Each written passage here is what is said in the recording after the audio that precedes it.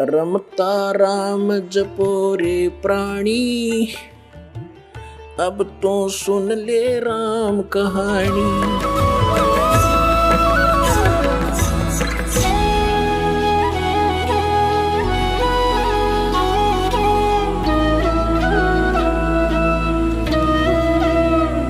एक कागभूषण नाम के, अपने पुराणों में भी इसका प्रमाण आता है, कागभूषण नाम के एक महापुरुष हुए हैं और एक गरुड़ जी जो श्री विष्णु जी के वाहन माने जाते हैं। इन दोनों की एक बार आपस में चर्चा हुई।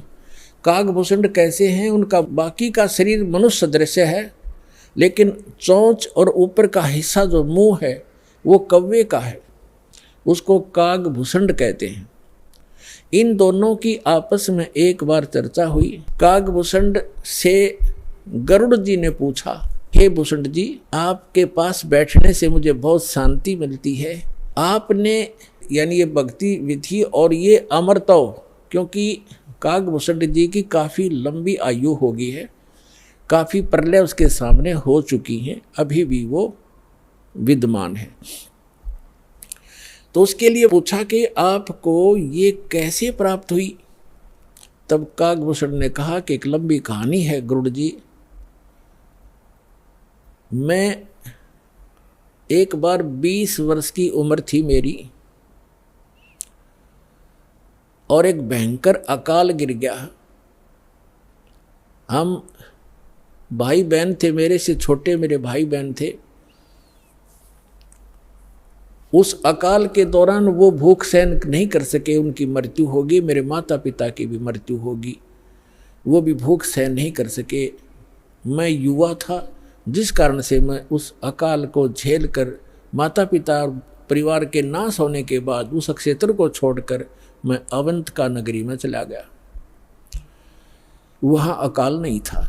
उससे पहले मेरे असंख्य जन्म चले गए, मनुष्य जीवन मैंने बर्बाद कर दिए, कभी मैंने भक्ति नहीं की, क्योंकि वो पिछले जन्म मुझे अब मेरी दिव्य दृष्टि खुल जाने से नजर आ रहे हैं कि पिछले मानव शरीर मैंने कैसे बर्बाद किए थे। तो बता रहा कि पिछले जन्म मैंने बहुत नाश कर दिए, और एक जन्म जो मेरा हुआ, माता पिता मेरे भाई बहन मर गए भूख से तड़प कर। ऐसी खिली फुलवाड़ी थी हमारे घर की, सारे भाई बहन खुशी खुशी रहते थे, और एक वर्ष में ऐसी जुल्म गिर गया, ऐसा कहर टूट गया, हमारा नाश हो गया। मैं सोचने पर विवश हो गया कि ये क्या जीवन है। कल तक हम कैसे खुशी मंगल से रहते थे, प्यार करते थे, कहाँ गए आज मैं टक्कर मार लिया, रो लिया, सारा कुछ कर लिया, वो मिल नहीं रही। ये खाक जीवन है, कहाँ रह रहा हूँ मैं। ऐसे करते करते एक मंदिर के अंदर एक पंडित जी, भगवान शिव का पुजारी था, मैं वहाँ चला गया। उसको अपना दुख रोया। दयालु था ब्राह्मण, मुझे सीने से लगाया और कहा, बेटा यहाँ तो ऐसे ही कहर गिरते हैं, आप भक्ति कर लो, स्वर्ग में चले जाओगे, वहाँ दुख नहीं है। ब्राह्मण को ज्ञान स्वर्ग तक का ही था, और कहा, बेटा तू दीक्षा ले, अब गुरु बनाए बगैर मोक्ष नहीं होता। अब कागभूषण बता रहा है कि मेरे इतने पाप थे, पापी के पिछले जन्म जन्म के कभी भक्ति शुरू नहीं करी थी। मेरे अंदर भक्ति प्रवेश करने में 6 महीने लग गए, लगातार संत के साथ रहने में। अब 6 महीने तक मैं मंदिर में रहा, रोज उनकी कथा सुनता, वचन सुनता, पर नाम लेने की इच्छा कभी मैंने व्यक्त नहीं की। गुरुजी कहते, महात्मा जी के बेटा दीक्षा ले ले, मैं कान्ना पे कह टाल जाता, ना हाँ कहता ना कहता। और दीक्षा उसी को प्रफुल्लित होती है जो सब इच्छा से अपनी लगन से प्राप्त करता है। जबरदस्ती दिया हुआ ज्ञान नाम काम नहीं करता है। तो उस पंडित जी ने इसलिए उसको जोर नहीं दिया। 6 महीने के बाद कहता, लगातार सत्संग सुनने के बाद मुझ पापी के कुछ पाप नरम हुए, और तब मैंने दीक्षा प्राप्त की। दीक्षा प्राप्त करके कुछ दिनों के बाद फिर मेरे अंदर एक बकवाद भागी। जो गुरुजी कथा सुनाया करते हो मुझे भी याद होगी। मैं युवा था, गुरुजी वृद्ध हो गए थे, मेरी आवाज़ में कसक थी। जितने भी श्रोता थे अब मेरी तरफ आकर्षित हो गए कि और कहने लगे, ओह आप तो गुरुजी से भी बढ़िया ज्ञान सुनाते हो। अपने आत्माओं यहाँ मार खाता प्राणी, इस ज्ञान को सुनकर कोई वक्ता बन बैठेगा, 10 उसके प्रशंसक हो जाएंगे, वो भी अपना नाश जीवन करेगा। अब ज्ञान पुराणों का था, बढ़िया घटिया क्या हो गया इसमें, गुरुजी से बढ़िया सुनाने लग गया वो। तो यहाँ मार खाते श्रोता भी और भक्त भी मार खाते, मान बढ़ाई छा जाती है, सबसे बड़ी दुश्मन है जीव की। एक दिन मैं बैठा था, कथा कर रहा था, श्रोता बैठे थे, गुरुजी आए मंदिर में अपने घर से। मैंने खड़ा होकर सत्कार नहीं किया, क्योंकि मैं अपनी बेइज्जती समझूं था कि खड़ा होऊंगा तो सबका अट्रैक्शन इधर गुरुजी की तरफ हो जाएगा। अब मैंने बैठे बैठे दर्शन कर लिए, ऐसे बस थोड़ा सा नाम मात्र सा सिर झुकाया, खड़ा नहीं हुआ मैं। अब गुरुजी तो आए थे, अपना लगे पूजा पाठ करने मंदिर में, एक कोने में बैठकर वह आकाशवाणी हुई मंदिर में, कह रहे दुष्ट, तूने अपने गुरु का अनादर किया है, तुझे 1 लाख वर्ष के लिए नरक में डालता हूं। भगवान शिव की आकाशवाणी हुई, क्योंकि ब्राह्मण शिव का पुजारी था। अब वो आकाशवाणी सुन ली गुरुजी ने। उसने कहा, अरे बेटा भूषण, उसका नाम कुछ और था उसमें, बेटा भगवान क्यों नाराज हो गया तेरे से? गुरुजी ने नहीं ध्यान दिया कि इसने मेरा आदर किया या अनादर किया।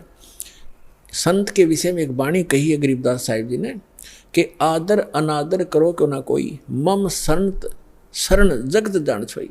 अब संत ये नहीं देखते आदर अनादर को, लेकिन शिष्य को हानि घनी हो जाती है जो आदर नहीं करता, नियमित नहीं रहता। तो उस गुरु ने पूछा, बेटा क्या गलती करती, भगवान आपसे क्यों रुष्ट हो गए? अक्षमा याचना कर, दयालु है भगवान, माफ कर देंगे तेरे को। और खुद भी अर्ज की, हे भगवान बच्चा है आपका, गलती होगी, बालक है, क्षमा करो। तब उसने आकाशवाणी की फिर दोबारा भगवान शिव ने, जब ये निकम्मा व्यक्ति अपने गुरु का आदर नहीं करता तो मेरा क्या आदर करेगा?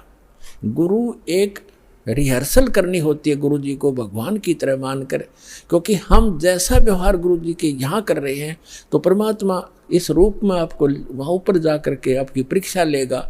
एक स्थान है मानसरोवर पर, तो वहाँ जो जैसा भाव आपका यहाँ वैसा वहाँ होगा, जैसे सोपन में होता है। तो वहाँ से वापस आने के बाद फिर आप बहुत युगों तक वहाँ नहीं जा पाओगे। इसलिए एट प्रेजेंट आपने गुरु जी के साथ ऐसा व्यवहार करना चाहिए, ऐसा बोलना चाहिए जैसे हम भगवान से कर रहे हों। तो इस प्रकार ना करने से तब उसने कहा कि इसने आपका अनादर किया, आपका नहीं मेरा अनादर किया, इसको 1 लाख वर्ष तक नरक में डालूंगा। फिर काफ़ी समय तक हाथ जोड़े रहा ब्राह्मण, आपका बच्चा है, बख्श दो दाता, बालक है, गलती होगी, अरे तो भी मांग माफ़ी बच्चे, माफ़ी मांग। लेकिन फिर आकाशवाणी हुई कि मेरा वचन ना खाली जाई, यम के लोग चलो रे भाई। अब काकभूषण कहता है कि मेरी मृत्यु होगी, मैं नरक में डाल दिया गया 1 लाख वर्ष तक। लेकिन थोड़ी बहुत जो कलम चढ़ी थी, थोड़ी बहुत भक्ति प्रारंभ की थी प्राथमिक, उसका लाभ मिला। अगले जन्म में मुझे मनुष्य जीवन मिला, 1 लाख वर्ष नरक भोग गए। मनुष्य जीवन मिला तो मैंने एक लोमस ऋषि के साथ वाद विवाद कर दिया, उसने मुझे श्राप दे दिया, अरे चंडाल तो चंडाल के घर जन्म हो तेरा, वाद विवाद करता है। तो काकभूषण कहता है कि गुरु जी मैंने दुख नहीं माना संत के उस कुवचन का, और उसने श्राप दे दिया। मैंने हाथ जोड़कर ये कहा कि हे महर्षि जी, दास पर गलती बन गई, मैं नीच व्यक्ति हूँ, मैं कर्महीन हूँ, तभी तो ऐसी भाषा में आपके सामने बोल गया, मेरा दुर्भाग्य था। एक दया करियो दयालु कि मैं किसी जन्म में से चंडाल का पैदा हूँ, पर आप भगवान की भक्ति ना भूल पड़े, ये दया करते मुझे। तो ये आशीर्वाद दे दिया लोमस ऋषि ने। तो सारी कथा बताता है कि फिर मैं क्या हुआ, एक काग के घर जन्म हुआ मेरा। जैसे ब्रह्मा जी हैं, इनका हंस वाहन है, और हंस के साथ एक हंसनी कंपलसरी होती है। तो ब्रह्मा की जो पत्नी सावित्री है, वो हंसनी जब ऋतु पर आई, यानी गर्भवती होने की स्थिति में आई ऋतु पर, तो काग चंड के पास ले गई, कौवा के देवलोक में। उससे मिलन होने से कागभूषण की उत्पत्ति हुई। शेष शरीर मनुष्य जैसा है, ऊपर का मुंह और चोंच कौवे जैसी है। तो वो अब उसने फिर क्या मिला, जब वो कागभूषण के रूप में जन्मा, तब कहते हैं मुझे जोगजीत नाम के एक महापुरुष आकर मिले। वो परमात्मा जैसे दास ने आप पूरे सत्संग में ये निर्णय किया कि वो परमात्मा स्वयं आकर अच्छी आत्माओं को यथार्थ ज्ञान देता है।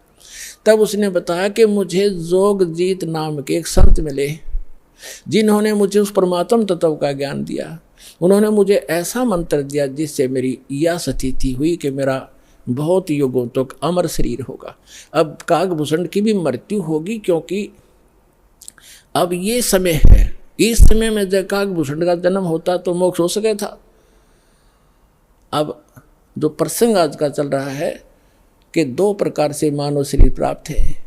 आप जो परमात्मा के लिए भटक रहे थे और यहाँ आ गए, आप बहुत पुण्यकर्मी प्राणी हो, पिछले जन्म में भी आप मानव थे और मानव जैसा स्वभाव है। जहाँ कहते हैं लाइन लगा लो, लाइन लगा लेते हो, जहाँ कहते हैं यहाँ ऐसे बैठ जाओ, वहाँ जाओ, ये करवा लो, तो क्योंकि आप सभ्य हो और ऐसे व्यक्तियों को शीघ्र ही ज्ञान प्राप्त हो जाता है, शीघ्र ही ढल जाते हैं जैसे संत ढालना चाहता है। आपके मैल घड़े नहीं थे, और जो मैला कपड़ा ज़्यादा होता है धोबी को उसको ज़्यादा प्रयत्न करना पड़ता है, साफ वो भी हो जाएगा। तो इस प्रकार स्थिति है। जो दूसरी टाइप के व्यक्ति हैं उनके ऊपर भी रजा होगी, क्योंकि जगह जगह भगवान की चर्चा चल रही है, टीवी चल रहे हैं। एक ही घर में 4 सदस्य हैं, 3 ने नाम ले लिया, एक सुनता भी नहीं, तो वो मनुष्य योनि से आया हुआ प्राणी नहीं है, को पूर्व संस्कार से जुड़ गया। लेकिन धीरे धीरे जब सारे परिवार लग रहा है, परमात्मा की वाणी चलती है, उस पर उस वाणी का भी असर होगा और आज पूरा विश्व परमात्मा के चरणों में एक बार आएगा और सबका कल्याण होगा, चाहे किसी प्रकार जन्म हुआ हो। बोलो सतगुरुदेव।